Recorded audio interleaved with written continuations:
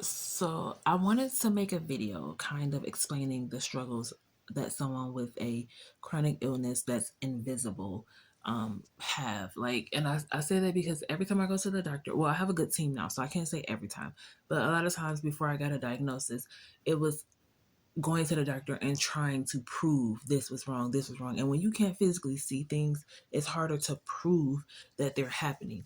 The best advice I can give anybody that's trying to get a diagnosis or have gotten a diagnosis, but you need to see other doctors, get a notebook, track your symptoms. You need dates, you need times, you need how long these things have been happening. You need to write down what happened that led to this symptom. For me, I have fibromyalgia, and I'm still learning about it. I don't know everything about it, but as I'm learning, certain things are making sense. I'm like, well, damn, okay. They are saying that they believe it stems, well, one of the beliefs is that it stems from like traumatic childhoods, or maybe childhoods where like you were under a lot of stress or you had a lot of responsibility at a young age, young adulthood where you may have had like toxic relationships or toxic environments, or traumatic events like losing a loved one, like a parent or a grandparent or a child or something like that. So those kind of things they're noticing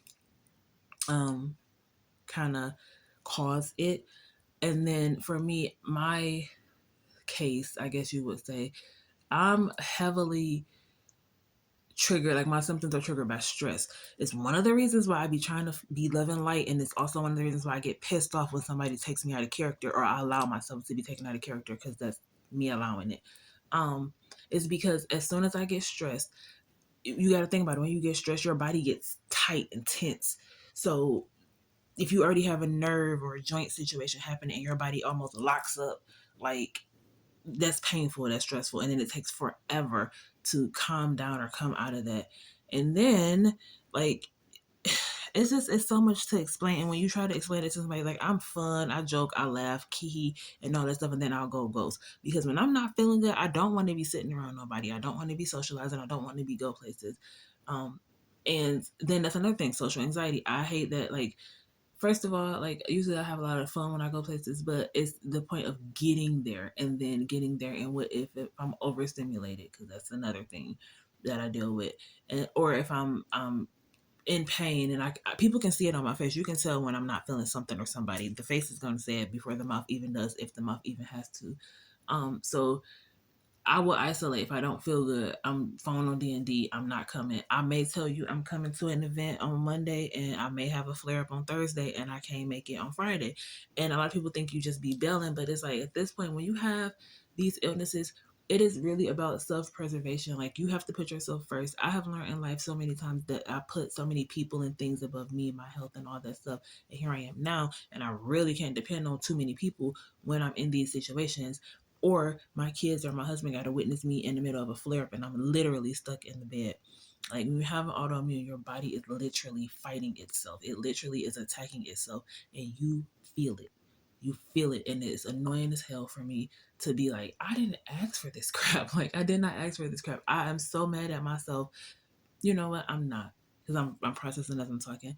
I'm frustrated with myself that I did not have the knowledge of self worth and boundaries, and I grew up faster than I had to, and then I had a kid young, and all these different things. And I don't have regrets, but it does get frustrating sometimes when I look at this 37, almost 38-year-old body feeling like a 50-year-old because of ridiculous amount of stress that I was under at a very young age.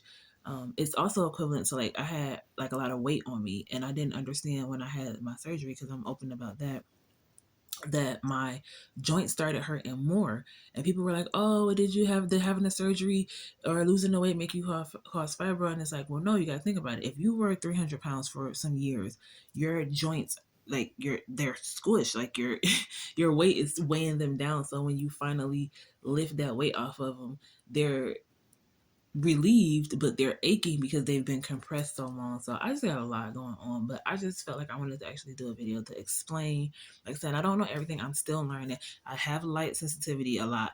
I have noise sensitivity. That's why if it be too loud or if it be too bright, like you'll see me in the house sometimes in videos with sunglasses on. Like those are things that I'm learning that I have to do to kind of get through. Like, I have as much fun as I can when I feel good, because there are some days where it is like, what the fuck is this? I did not ask for any of this. I just wasn't feeling good, an unrelated issue on Thursday, from Thursday to Sunday, and it literally was taking me out. And that's another thing. Like, a regular person will get a cold and it'll be fine. A person with an autoimmune get a cold and it's the end of the freaking world. And I feel like as I learn more, I want to start educating people more about it, because it is invisible. You really can't see it unless you look at somebody. Like, sometimes you'll see, like, if I'm in the flare up or whatever, my face will be looking all whatever, be looking crazy. My eyes, you can tell, like, I got a lot of rest the past couple of days, but you'll look at them, they'll look real tired. Like, even sometimes when I do get regular rest, I'll look tired, because I'm not resting at night. I toss and turn so freaking much, on top of having this shoulder surgery. It's almost a year. I'm coming up. Well, June, it'll be a year. But recovery, that's another thing that I'm frustrated about.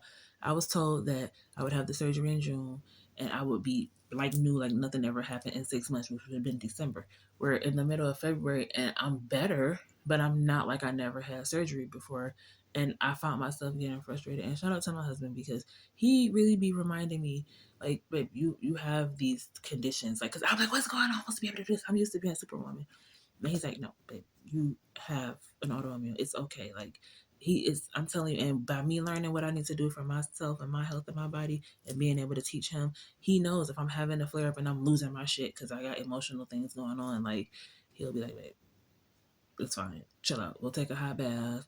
We'll get some fresh air, something like that. So the microdose don't hurt nobody. I mean, to each their own. If you don't, I do. Like, because at this point, I only take Motrin, Lyrica, and I do like turmeric and magnesium for the pain. But Cisco microdose, I don't got time to be trying to keep up with images. Like, if I'm gonna be able to get some relief, I'm gonna do what I gotta do. But I've been going on and on for damn near 10 minutes about this topic. I might need to break this video up into two parts because it's quite long. But if you learned something, let me know. If you have more questions, let me know. I'm doing my best to learn about it, because I don't know if either one of my kids may experience this. Like, they had it rough. I try my best to not have them have it as rough as I did when I had, when I was a kid. And that's no shade. It's just different parenting and different times and things like that. But I know I put my kids through things. I'm always open about that. I was not the best mother, and it was not by choice. It was by circumstance. It was by the fact that I had no tools. The support I felt like I needed, I didn't get.